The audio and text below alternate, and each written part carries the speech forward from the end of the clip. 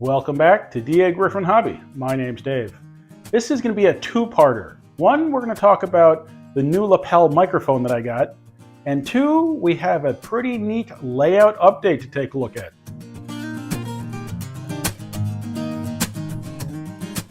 One of the questions I asked myself when I started doing this channel was, how much equipment do I need to do it? Do I need cameras and microphones and lights? And I decided to do the easiest and most budget-friendly thing and go from there. And so far, I've gotten through all my videos using only my phone. I did have a microphone that attached to the top of the tripod at one point, but that really just didn't make a whole lot of difference. Over on my Facebook group, Dagryffyn Hobbyville, there was a discussion about lapel mics. And so I picked up this one from Amazon for, I think, about 25 bucks. The one end plugs right into the phone, and the other, you just hit the power and it just connects. Normally what I do for my videos is I just record it with a microphone that's built into the phone, and then when I'm editing the video, I amplify the audio, usually up to 200 or 300%. And while that makes it easier to hear, it also amplifies background noise. The type of background noise that tends to get picked up is aircraft overhead, trucks out in the street, dog barking, birds chirping, things like that. Also, my heater has a fan on it, which is going, and I've noticed that it really becomes prominent when using the microphone in the phone and then amplifying that audio. But I'm gonna turn the heat off, and then we'll see if it makes a difference. The heater is counting down to shut off. 3, 2,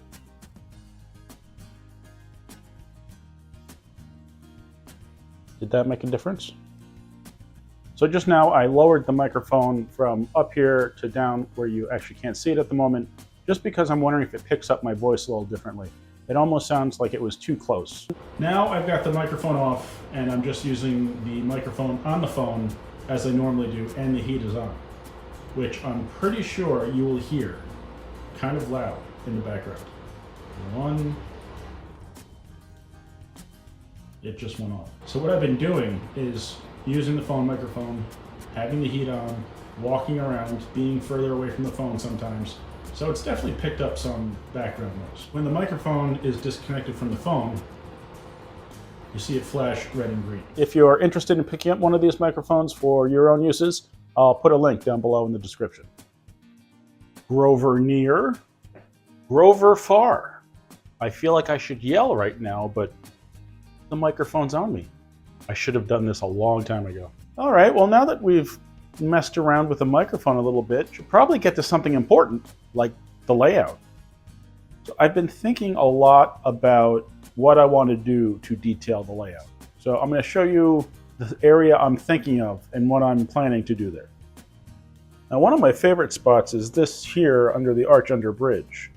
And I've had ideas to run a river, a little stream, a road. I'm just not really sure what I want to do. I think it might be nice to have a road come through here and kind of just meander between the two tracks, you know, kind of follow the contour of the space there. So I know I have road tape somewhere, but I just have no idea where. So I'll start with this piece of foam core. I'm obviously not too concerned about being exactly the right width. And after all, this isn't going to be a city street, but just more of a country lane, I guess. So if that's wide enough for 2 cars, that's good enough for me. I've been thinking about this road for this location, and I don't think I want it to be too much of a finished city road. I want it to be more, maybe even a dirt road. Just enough room for a couple of cars to pass. What I'm thinking, I guess, is the road can come over, kind of just curve and go this way. And it doesn't have to be, you know, good. Just more or less road-ish. I guess an important question would be, where is this road going?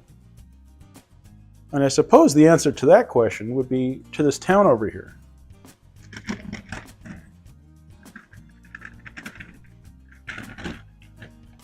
I really don't know what this support here is going to look like, but I imagine a car is not going to go under it. So as the road comes over, it will go into town right there. And for this piece, I just kind of trace the shape a little bit around the outside rail and then just cut it to the width the same as the other road. I use that as a marker. And maybe it has to be more at an angle so that it makes sense to come up and over the track here. So my question then becomes, if this is where the street's going to go, how do I make it? I could kind of carve it flat-ish wherever I want it, take out the big humps, you know, fill in any big divots, but kind of keep the general irregularity there, and then use something to make the road surface. This is going to take some thinking. So if that's where the road's going, I've got the other half of the space to make a water feature. So what might that look like? So I'm thinking some sort of retaining wall along the road. Then it can be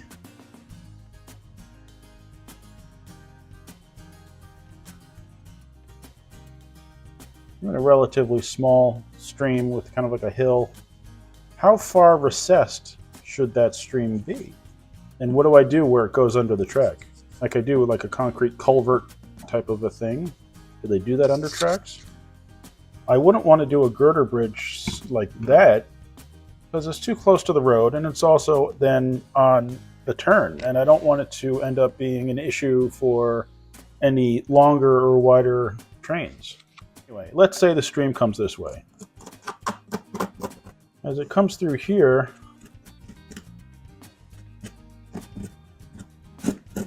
I could even do a little waterfall, I guess.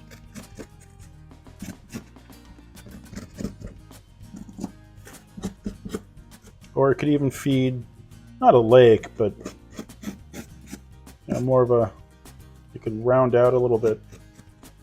It could always come across the track this way and then be a waterfall on the front. And where does this stream originate? I'm thinking maybe the water comes down behind and around. It doesn't necessarily have to go through. I'm also not sure then what I have this space back there for.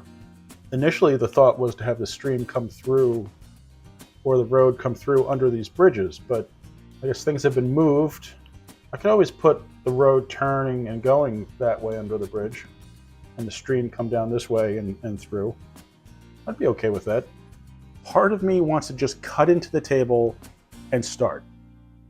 The other part is a lot more cautious and wants to let it sit and ferment for a while before I make any decisions. But maybe that's just insecurity. I don't know. I mean, I can just start digging in a creek and see where it goes. No right or wrong here anyway. And really, being that it's not the most realistic, I don't really care if the river has a obvious origin. Maybe it's coming down behind the mountain here and comes out around the bridge. Sure, why not? I can have the space in between the front and the back there could be a different scene. It doesn't have to be the same scene. Okay, I took a break.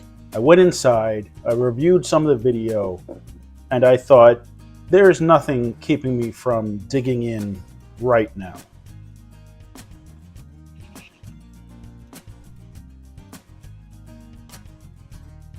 I was also looking up pictures of culverts under tracks, and there's no reason I can't do like a concrete culvert under this. If the depth all works out, that's probably what I'm going to do. Of course, I might change my mind 6 or 7 times, but that's also part of the fun.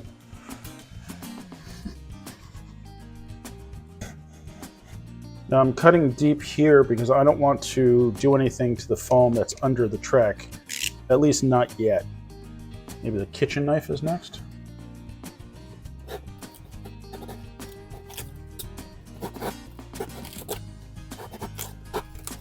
There's something very freeing about just digging into it and not worrying too much.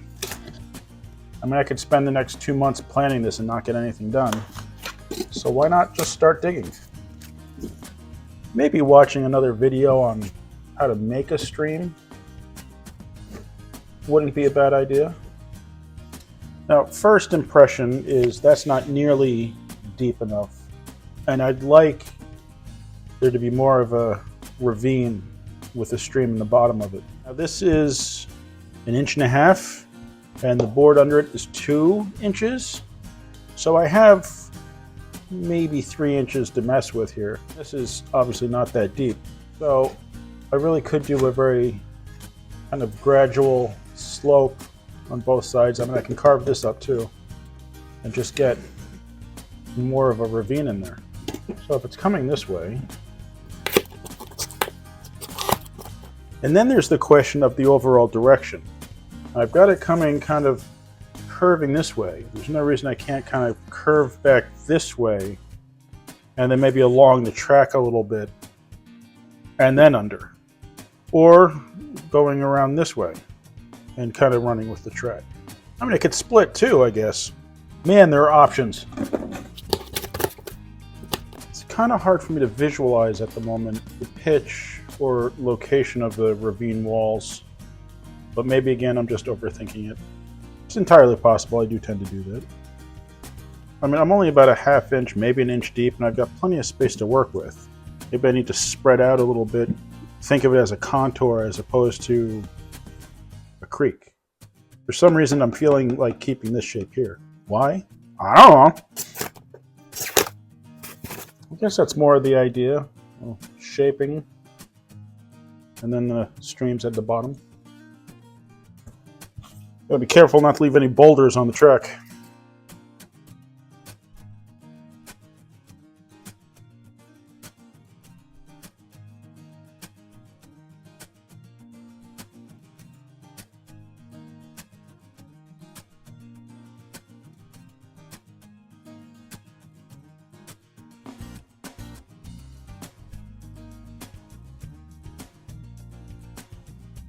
So I'm hacking away. I've got down below the 1.5 inch board into the 2 inch board below. And just doing that has given me a lot more depth. I figure I have another inch depth I could go. But at the moment, I'm going to keep it to this depth just until I get kind of an idea of where it's going. And this here is a perfect example of the type of thing that I will think needs to stay, or I want to work around it, and I spend a lot of time and effort carving around it, and then realize later I was wrong and just chopped the whole thing out. I was thinking I wanted to keep it there, but it's really right in my way, unless it comes around on both sides. But then again, why? Could just be a little rock outcrop with like a tree or two on it. That might be neat. I guess I'm going to try to keep shaping it this way and see what happens. Well, look at that. That piece wasn't secured anyway. That doesn't mean I can't put it back in.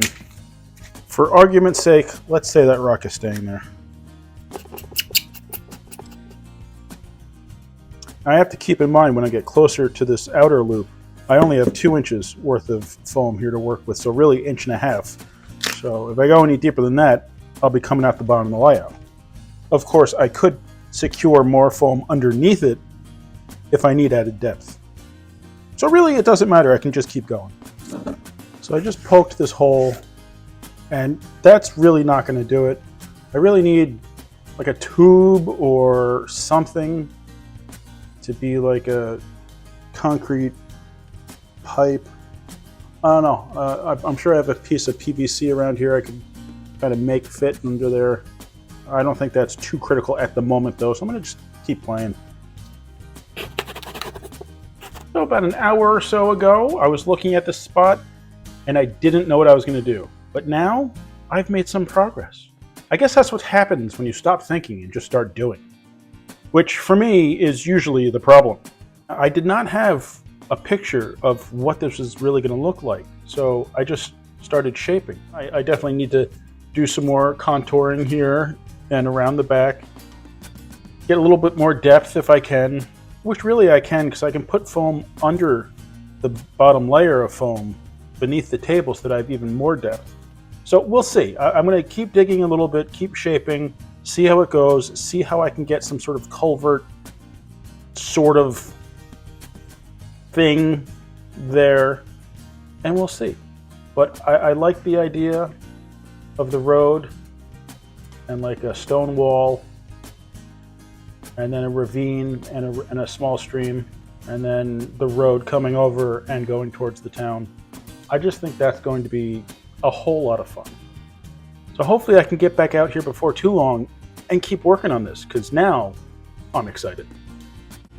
I hope you enjoyed the video. Thank you very much for watching.